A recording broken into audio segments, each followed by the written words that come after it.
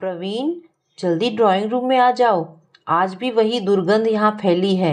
शायद अम्मा ने आज भी। गुस्से में संध्या चिल्ला रही थी। भागते हुए जब प्रवीण वहाँ आया तो माँ को एक कोने में डरी सहमी बैठे पाया। तुम अब कुछ करो। अम्मा जी की तो अब रोज की ही आदत हो गई है। उन्हें किसी वृद्धाश्रम में क्यों नहीं रख देते? वहाँ अपने उम्र के लोगों के साथ रहेंगी तो उनका मन लगा रहेगा। कहते हुए संध्या ने प्रवीण की तरफ देखा। प्रवीण ने माँ को देखा, जिनकी बोलती आंखों की भाषा को बचपन से वो सुनता समझता आया था। आज उनमें दर्द की कई रेखाएं तैर रही थी।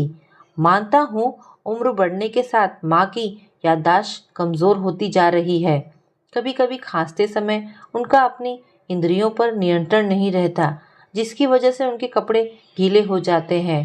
पर बचपन में भी उसने भी तो ऐसी ही माँ की गोद को न जाने कितनी बार गीला किया होगा। उसे अच्छी नींद आए इसके लिए कई कई रातें माँ ने जागकर गुजारी होगी।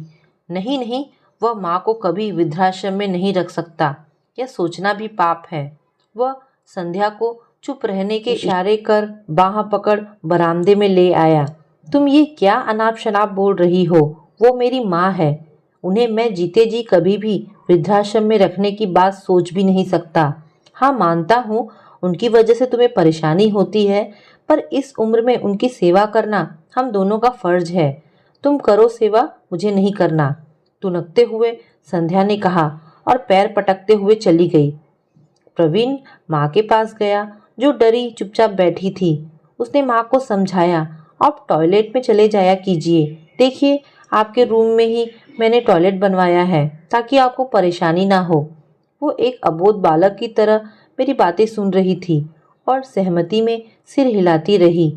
प्रवीण उन्हें उनके कमरे में पहुंचाकर ऑफिस के लिए निकल पड़ा। दोपहर में संध्या ने फ़ोन पर रोते रोते बताया कि मेरे पापा को पैरालिसिस अटैक आया है, तुम जल्दी घर आ जाओ। संध्या की बात सुन प्रवीण घबरा गया और घर के लिए निकल पड़ा। घर पहुंचा तो देखा कि संध्या का रो रो कर बुरा हाल था।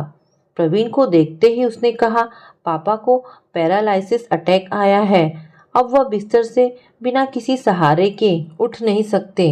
भाभी ने उन्हें घर पर रखने से मना कर दिया है।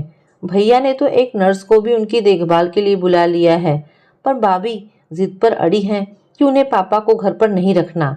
अब तुम बताओ, पापा का मेरे सिवा कौन है? प्रवीण ने बड़ी सहजता से कहा, अरे इसमें सोचने वाली बात क्या है?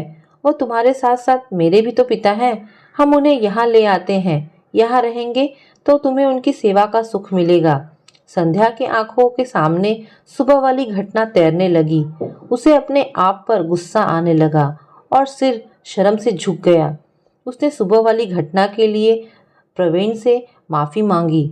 प्रवीण ने उसे अम्मा से माफ़ी मांगने के लिए कहा। अब संध्या को अपनी भूल का एहसास हो गया था, इसलिए उसने अम्मा जी से माफ़ी मांगी। प्रवीण जैसे जीवन साथी को पाकर संध्या अपने आप को धन्य मान रही थी कि जिसकी वजह से आज उसे माता पिता दोनों की सेवा करने का सुख मिला था। तो दोस्तों, ये कहानी आपको कैसी लगी? अगर आपको कहानी पसंद आई हो तो प्लीज़ इसे लाइक एंड शेयर करें। धन्यवाद दोस्तों।